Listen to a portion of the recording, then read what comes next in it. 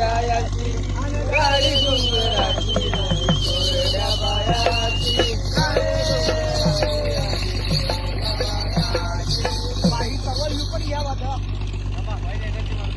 live चालू आहे रे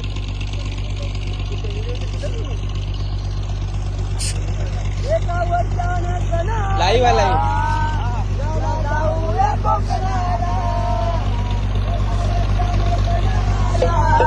चला जाऊया कोकणाला